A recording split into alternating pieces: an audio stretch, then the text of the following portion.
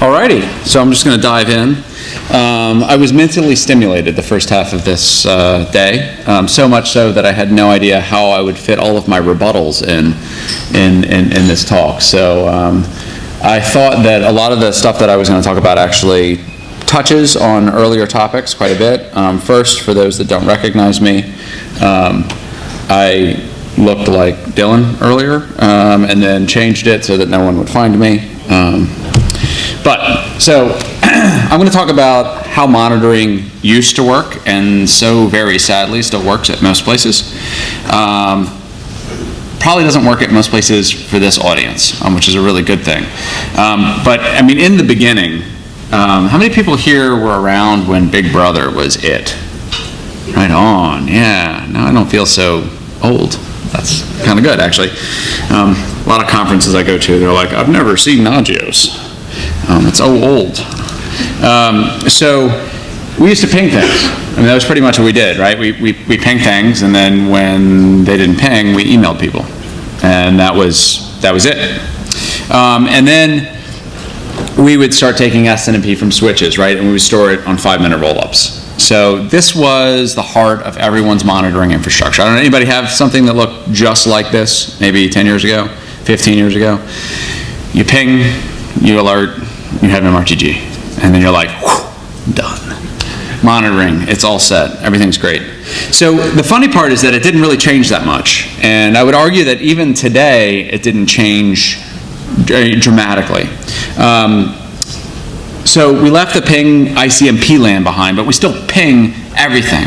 We ping things over JDBC, we ping things over SSH, we ping them over ICMP still.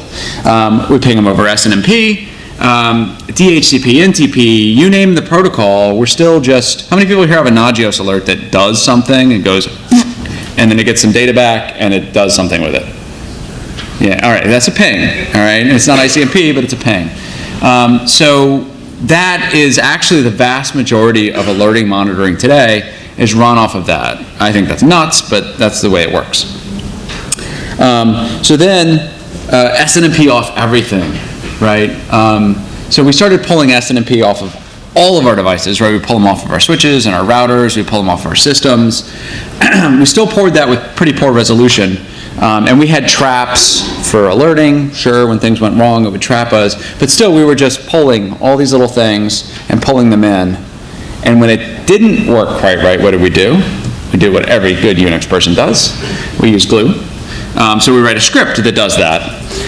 But I think the fundamental issue with all of the alerting that we did is that we had these 3 output states of good, bad, and ugly. Ugly being unknown, right? So everything's it's okay, it's critical, or If you add a 4th one in there, like Nagios of warning, that just confuses people more. I would actually argue if you had 9 levels in there, I have no fucking idea what's going on. So there are really only 2 states to a monitoring system, which is you are fucked or you're not. Right? And that's what we're all desperately striving for. And I think that by extrapolating these systems back into 4 levels or 9 levels, we're trying to hide the fact that we just couldn't answer the first question correctly. We're trying to gloss it over. And one of the things that Catherine mentioned, which I thought was really important, was that we often conflate monitoring with alerting. And they have something to do with each other. Obviously, you can't alert on something you don't monitor. But besides that, they don't have anything to do with each other. Alerting is telling someone about a failure. Monitoring is watching things, right? They're not related at all. So when you monitor things, you're pulling in data. Whether it's pushed to you or pulled to you, you're pulling in this data, and then you're trending that data, you're alerting on that data, you're making potpourri with that data, whatever you're going to do with that data. That's the rest of the whole monitoring field, and alerting is this one sliver of that. Critically important, but it's just one sliver. So, I don't know if anybody did this glue. This was awesome glue, right? So like, I couldn't read the numbers I wanted, so I wrote a script and plugged it into SNMP agent so that I could make up an OID and then pull the data out with cacti. How many people like had that little bit of hell put on them, right? That's just stupid, right? That just makes no sense, right? Because ASN1 was the answer to anything, right? Yeah, I don't think so. So I can't get my numbers to my monitoring system, so I'm going to encode them in a form that's actually a paid specification. So the big problem was that we really didn't have any arbitrary data. It was very difficult for operators to collect arbitrary data, and our systems were becoming more and more arbitrary. It's one of the problems, and I reference a lot of like flight cockpits for dashboard design specifically. You know how much effort is put into a cockpit of an airplane, right? There is a tremendous amount of effort. There's simulations that are done to help a pilot with emergent behaviors that they believe will happen, right? The common situations. How many people in the room think their businesses are similar enough to everyone else in the room that they could have the same cockpit? Right? All planes, they take off, they fly for a while, and they land. Right? They have a super simple thing to do. And look how complicated their cockpits are. They're nuts. Right? They have a very simple task, and the flight plan for one plane and another, they still take off, fly, and land with some navigation in the interim. Right? They don't want to run into anybody in the air. These are really simple processes, and when you look at another business like Amazon, I suggest things to people and sell them online and deliver them and fulfill them, right? Their business is really different from someone who does a social network or someone who runs a software as a service platform, right? All of your business models are pretty different, and the operational controls that you need to show to someone to make sure that you can react to emergent behavior in your systems that affect your business, it's just kind of silly to think that your dashboards are going to look the same. I also think it's silly that you can just glue one together. I mean, so I work for Seconis, and you can just glue one together for our tools, but 99% of the time you just glue crap together, right? People just don't understand how to construct a really actionable dashboard. That's an art. It takes a lot of work. So how did we solve the arbitrary data problem? So the real answer to that is we started pulling things like JSON. And it made a whole lot of sense. And people were like, hey, you know, I know JSON. I'm going to put some data in JSON. It's like, oh, I'll pull JSON. I'll put it into whatever. I'll put it into Carbon or Graphite. I'll put it into RD. But then something really interesting turned. The tables turned. And how many people here pull data off of systems? Pull like disk usage and things like that. What's the fastest? Anybody here pull data more often than once a minute? Anybody pull data more often than once a second? Anybody pull data off more than once every 10 milliseconds? One person. All right, so usually, anybody more than 1 millisecond? I don't know anybody who does that. So 10 milliseconds is the lower bound I've ever seen. And that's done for things like monitoring ASICs, monitoring firewall states on boxes, where I have 150,000 connections a second coming in. So understanding microbursts in 10 millisecond increments is really important. But at that point, someone goes, whoa, right? Maybe we shouldn't be pulling this. Maybe we should be telling people about what's going on, right? So then the tables really turned around there, and we started to push data at our systems. And one of the worst problems that happened is that suddenly this made everyone stupid. And it started an evangelical war about what was better, pushing versus pulling. Right? Like, data is important. How you get it there may matter on a technical level, but the data is what's important. If it's easier to pull it, pull it. If it's easier to push it, push it. Right? So people self-deceived themselves about the scalability. Right? So like collect D and stats D, kind of the arguments were, stats D is a little bit more relevant, but collect D is like, well, I couldn't possibly pull from my 100,000 machines, so I'm going to have to send you data. It's like, you send it over UDP. I could certainly send you a UDP request to which you could respond. Are you telling me DNS doesn't work very well? Right? Like, that doesn't make sense. That's not the argument. There are a lot of reasons to push the data, but the scalability aspect isn't one of them.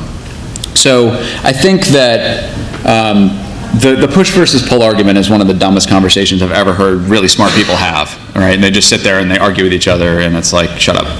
So what you really need to do is figure out what the frequency is. And these are the questions you ask yourself when push is sensible or pull is sensible, and they do overlap. So there are certain times where you're like, oh, I want to push, and it's like, fine, whatever, push. I want to pull.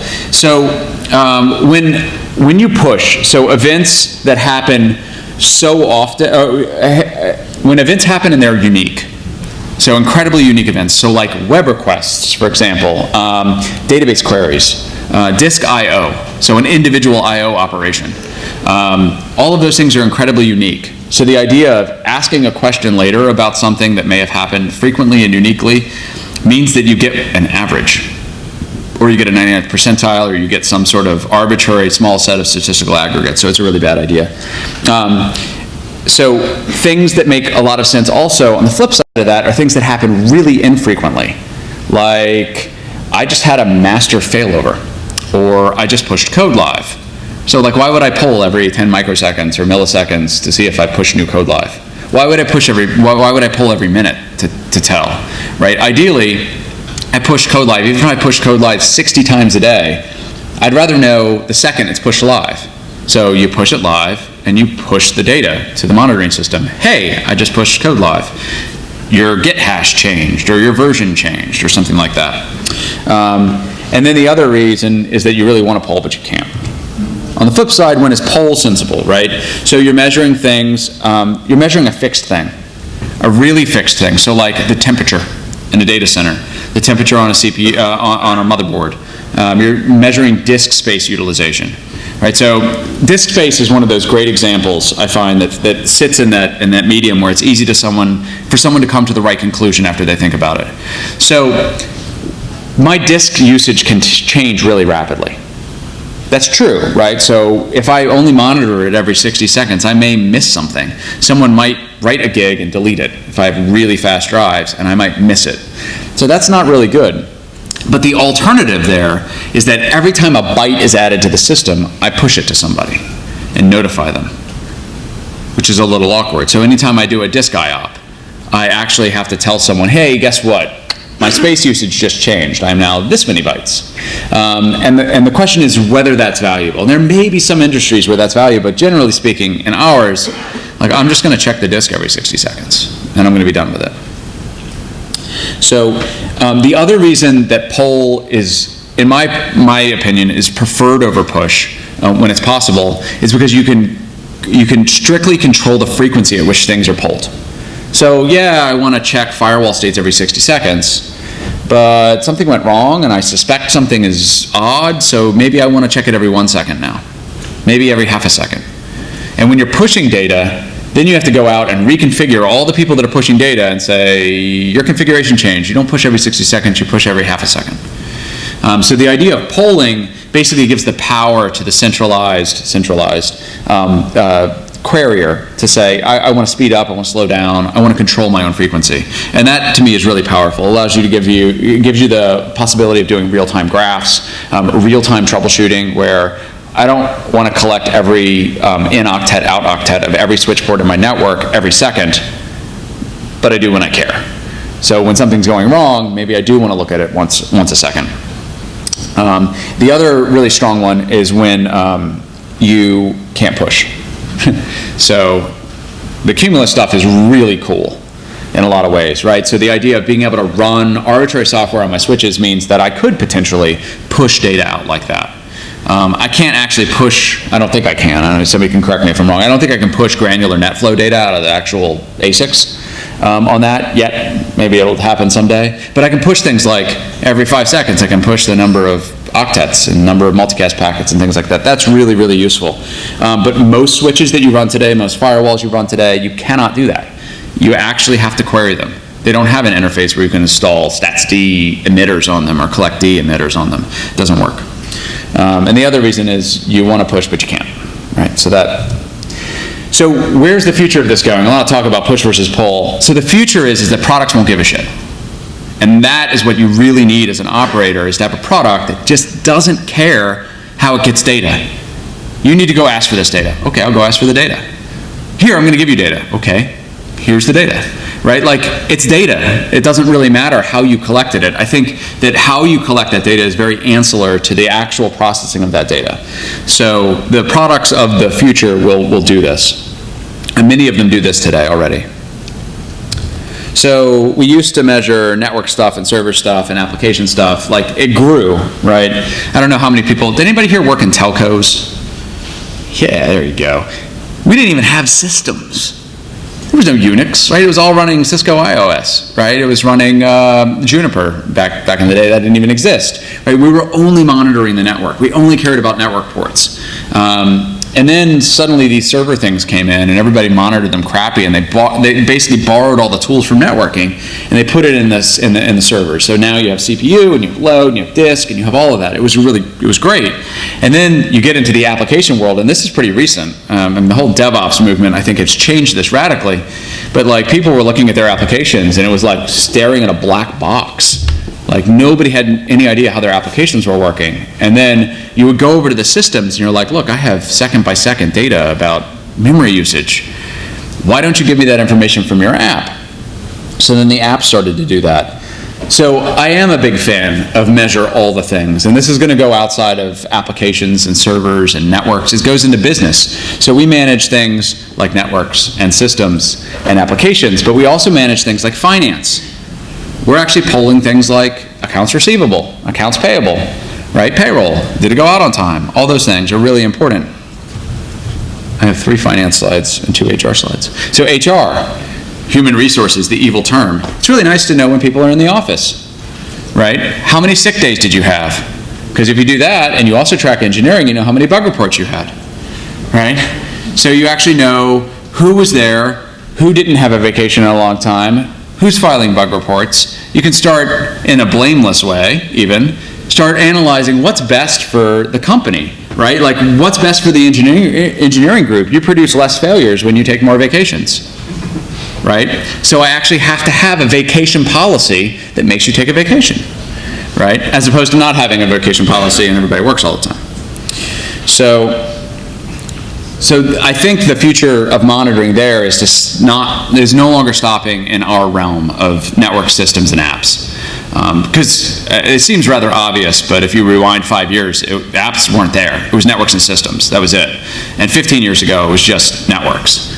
Right? So the natural progression is to pull more things from your organizational perspective that are exposed to IT into your monitoring systems. And the reason is because our monitoring systems are badass compared to theirs. Have you ever seen like a finance report?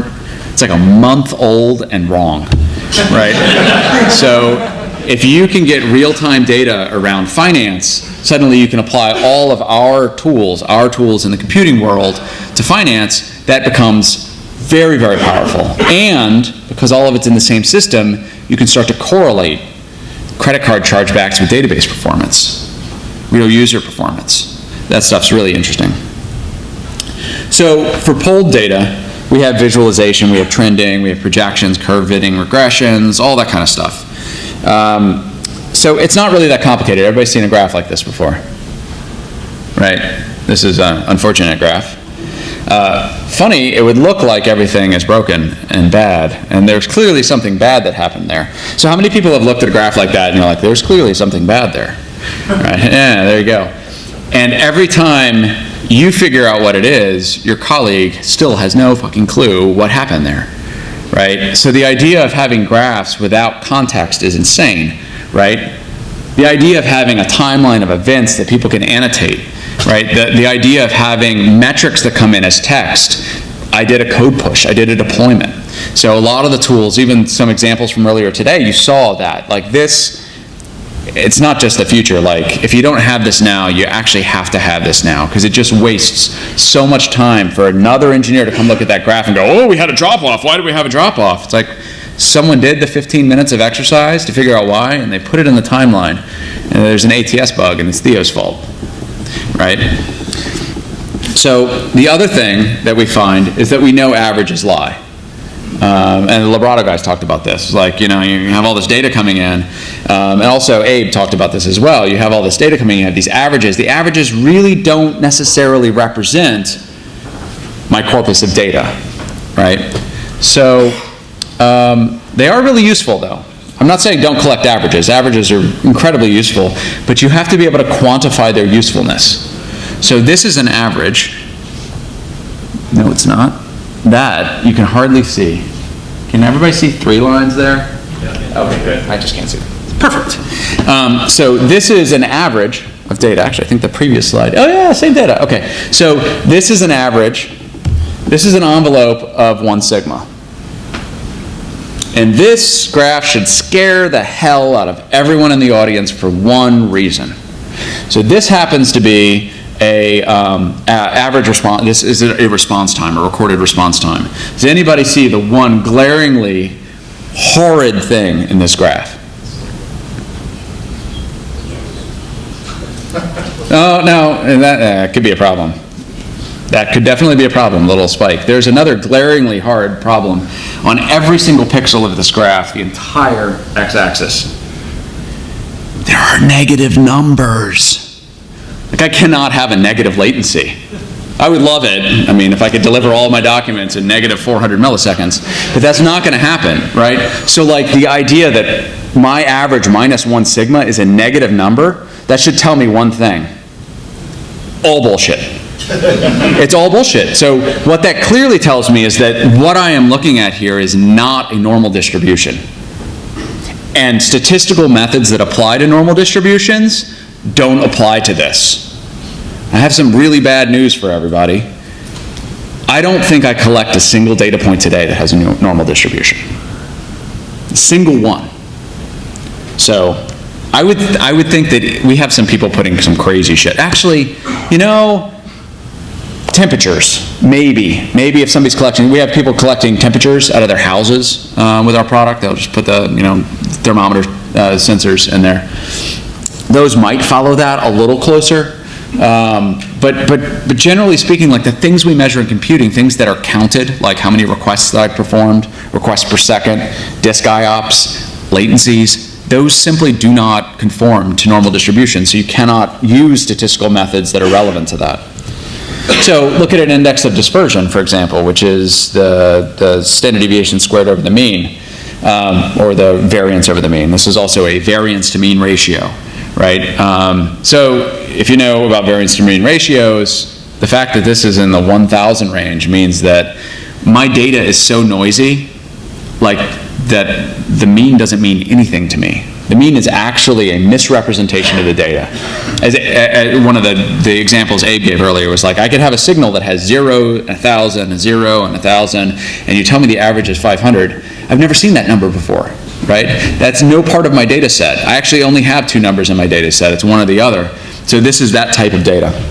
So this type of methodology, too high, too low, incredibly common, incredibly useful, but when it's based off of things like 1 sigma, 2 sigma, 3 sigma, it's very, very difficult to apply in computing because our shit doesn't match this model.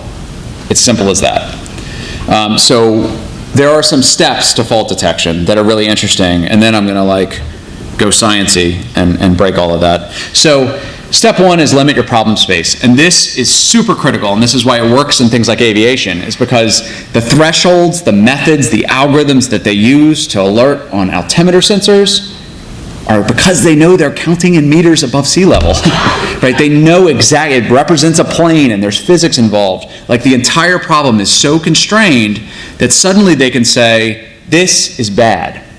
And we have, I don't know, 100 million metrics coming in. I can't do that for every one of them.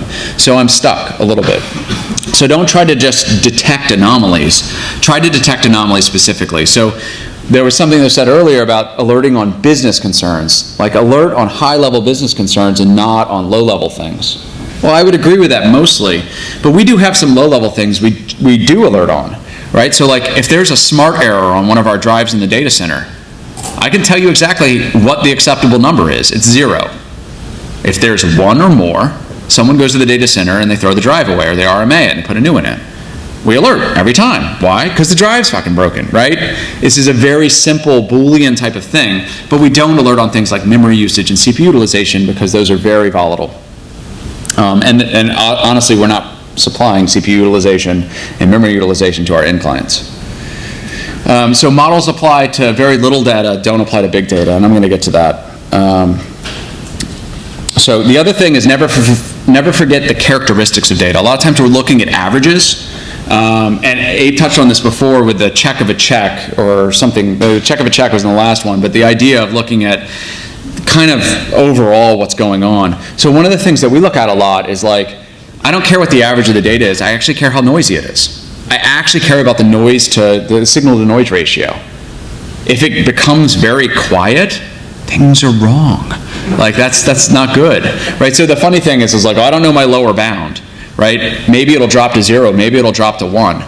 That's one of the classic things. How many web requests am I supposed to be doing every minute? Well, more than 0, right?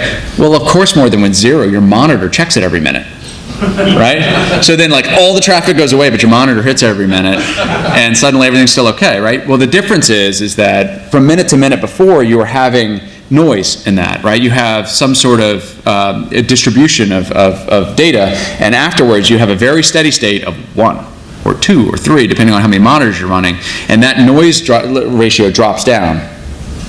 So we have lots of choices, just as some things. We actually use some of the Skyline stuff. We re-implemented it in Lua, internal to our system. We use dynamic time warping with varying stuff, with varying usefulness. Holtzwinner. We do k-means clustering, good fitness type stuff. We do Markov models of data. Bayesian and maximum entry classifiers are different characteristics of data. We do static time shifting of data, which is really useful. And the bottom line is that all of these suck in certain situations. And it's not so much, we tried the voting thing, so I was really interested in the voting idea, but there are certain pieces of data that simply never ever work with static time shifting. They just don't work. And you show them to a user, and the user's like, that's not gonna fucking work. It's like, hey, guess what? There's a checkbox for that's not gonna fucking work. And then suddenly, it doesn't weigh that one anymore, and everything's great, right? So having some user feedback to understand the nature of your data and the characteristics of your data can really inform how you do this sort of thing. So for push data, I think there's some really interesting stuff. I mean high volume data. So like, we have 1 million events a second coming in, right? For a single data stream. Like, this query took this long. So the interesting problem is that more data means better decisions, but the problem is that it requires a lot more math, and it's math that we don't generally have, not in our community. So the problems we face today, I'm going to go through very quick. I think I'm running out of time. So what's this? Anybody know? Standard distribution. Anybody know what this is? T. So student T distribution. This is the most common in our environment, at least, probably in yours as well. This is a gamma distribution. And this is really, really interesting one that looks like a standard distribution, which is a Poisson distribution, right? So this is arrival rates, right? The problem is that most people don't know what they are. And even if they do know what they are, they don't know how to apply them to the data that's coming in. So we have a lot of education that needs to happen in our industry. When that crank turns up to 11 and we start getting millions of telemetry points a second, we need to change the way we look. Which takes me to histograms and showing histograms. This data is a lot different than that data. That's highly descriptive data. And it shows that we don't have single distributions of data. We have lots of modes of distributions of data. This is latency on a CDN by node. So the future, I'm going to skip to my impressions. Alerting isn't an issue. And the reason why is because if you're really careful about how you alert and what you alert on, you don't have false positives. If you document exactly what happens when you get an alert in gratuitous detail with the stakeholder buy-in, it's not a bad alert. So if you incorporate that into the process of creating your alert, your alerting is no longer an issue. So some of the things, we componentize our systems, and I'm not sure, including us, that we've drawn the lines in the right place. Collecting things, what the two people said earlier, was that when you bring data in, you need to both alert and trend on it. And the reason is because you don't want to alert on something no one can see, and you don't want to ever be able to see something you can't alert on, right? It's one data stream coming in. We use Reconnoiter to solve this problem. It's open source. It pulls data in, does all that kind of stuff. It's great. So I think storing different types of data differently is a very big hindrance to how we pursue solving these problems. Text data, numeric data, population density data, histogram data, they all need to be stored in the same place because the problem is that when we make decisions on all of these different data, each one is more than the sum of its parts. So online data, historic data, all these different types of data, you actually have to assimilate them all to make really good decisions. And when they're stored in different places and different systems touch them, you have a serious problem. I think there's a lot of wicked disruption that can happen here, and this is the part that may be highly controversial. I actually don't think it's probably going to happen by us. I will, self-deprecate and say, I'm too stupid to do this stuff. These are some really, really hard computational model systems that really have, all of the progress has been made outside of the field of computer science and engineering, right? A lot of these things are chemistry and biology. So what we really need to do is build our systems in a way that other people can get in and start asking really hard and intelligent questions about them, right? SQL was the most innovative thing that ever happened to data in computer science. The only reason is because not a programmer could ask a question. Right? You can get a biologist to actually write a query. That was brilliant, right? They could data mine.